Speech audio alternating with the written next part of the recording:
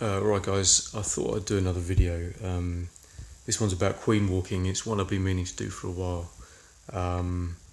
And the reason I'm doing it now is because there's a certain trick to the queen's behaviour that once you know it, it gives you a good basis for starting a queen walk and adding it into your plan of what you're going to do.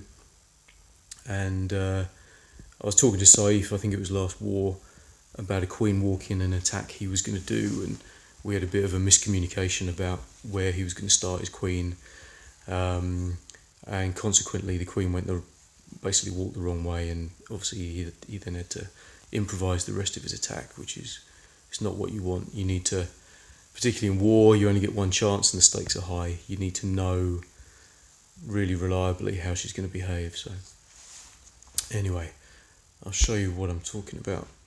I'm using Wiz's base as an example. When I'm looking to see if I can fit a queen walk into an attack, whether it's going to be a worthwhile tactic on a base, what I look for is a corner where you've got on this box. I call this box 6 tiles deep. Some people might say it's 8 tiles deep if they count the walls as well, but I don't. You've got a 3x3 building with the cannon, a 3x3 building with the archer tower, so that box is 6 tiles deep. And the significance of that is that I know that if I drop my queen outside this wall and she destroys this trash and then steps up to the wall, she can shoot that cannon and that archer tower from outside the wall. She won't need to break into the wall to do it. She won't need to walk round this corner up here to do it. She can do them both from standing outside here. If this archer tower was even just one tile further back, she wouldn't be able to reach the archer tower. And that's when you then run the risk that she might try and shoot through the wall or walk around the corner up to here. And if that's not what you wanted to do, then obviously that's going to cause you some problems. But when you see it like this, when you see a 6x6, or a 6 tile deep box rather, that's when you can be, I'm not even talking about being fairly confident, I'm talking bet your house on it. If you start your queen by the point you pick, you do it by going, alright, draw a line through the middle of that building, through to the middle of that building, extend that line out to where you're actually able to drop your queen, which would be out just by this barracks. And if you drop your queen there, she will destroy these buildings and she will walk south. Equally, if I drew the line from here to here, and if I wanted to walk north, I'd start her down by this corner, and I'd draw a line through that archer tower, through the gold mine, and I'd drop her outside this gold mine, and then I know that she'd get rid of this trash,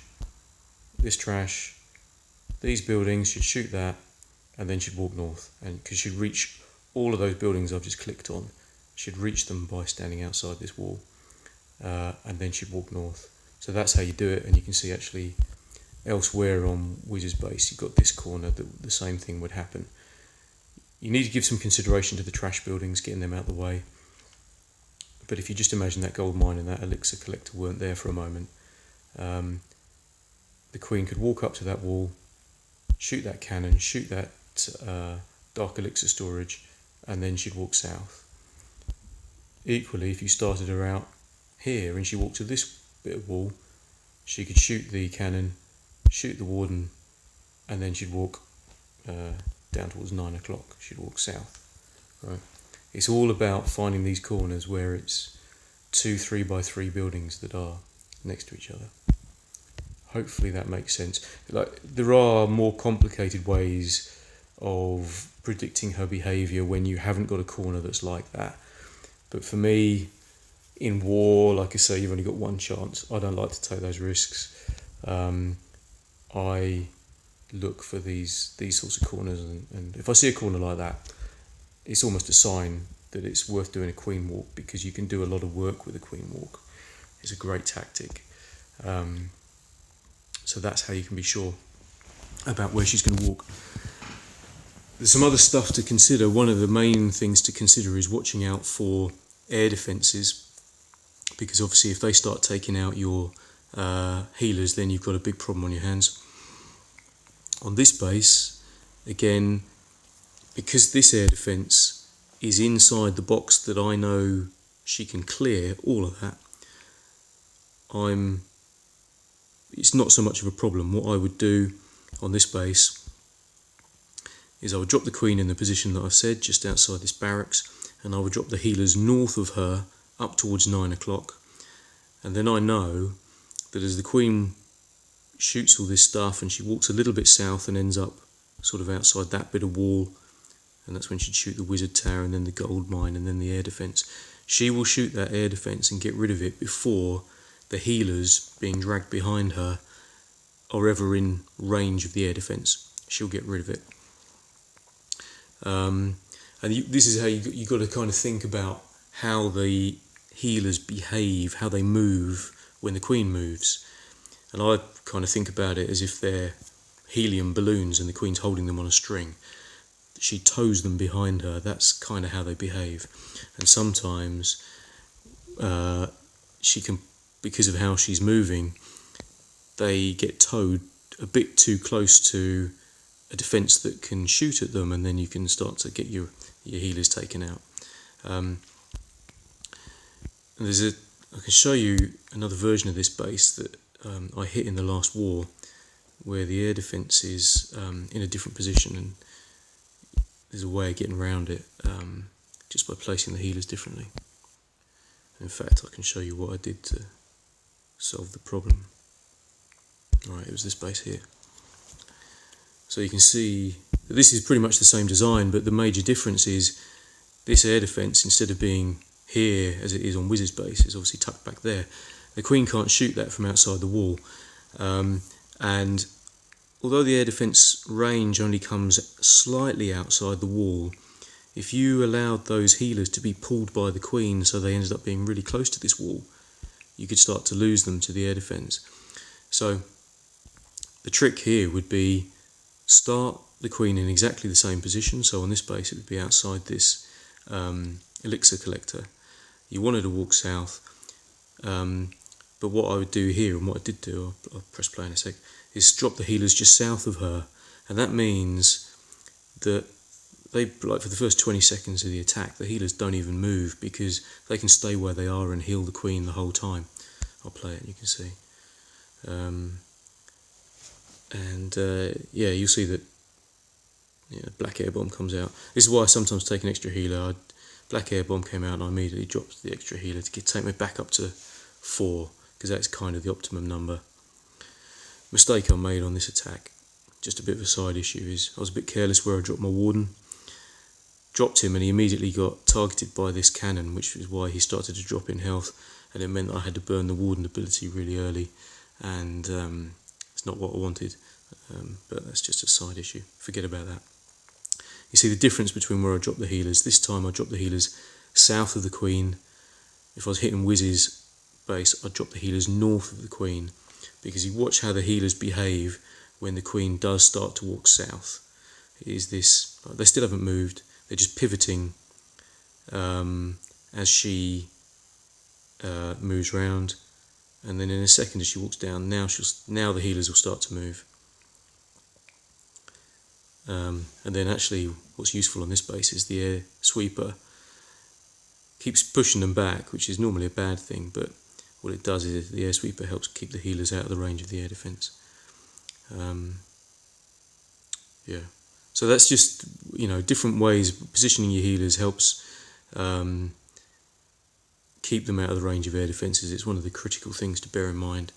And if, everyone thinks about things differently, but it certainly helps me think about what I'm going to do with the healers, to imagine that they are balloons on a string. So let's stop that. The only other thing I wanted to mention really was about dropping rage spells versus using the queen's ability. It depends generally speaking, the right thing to do, as far as I'm concerned, is use rage spells and save the queen ability. The queen's ability is such a powerful thing that you really need to save it for a critical moment, because it can make or break an attack, timing it right. So by and large, what you want to do is use rage spells and save the queen's ability for the important moment in an attack.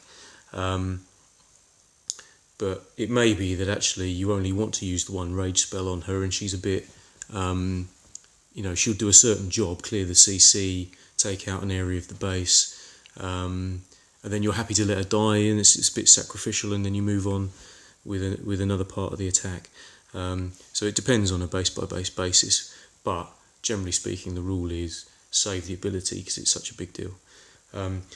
And particularly if you're doing a Town Hall 11, for any Town Hall 11 doing a Queen Walk, where you're putting the Warden down with the Queen, the problem you can have there is if you use the Queen ability, the defences will start targeting the Warden and take him out, because obviously the Queen goes invisible. That can be an issue, and so that's again, Town Hall 11 doing a Queen Walk, you almost want to use the Warden ability before you'd use the Queen ability, because if you don't use the Warden ability first and you do the Queen ability, that's when the Warden gets targeted, and then you've got problems. I think that pretty much covers it.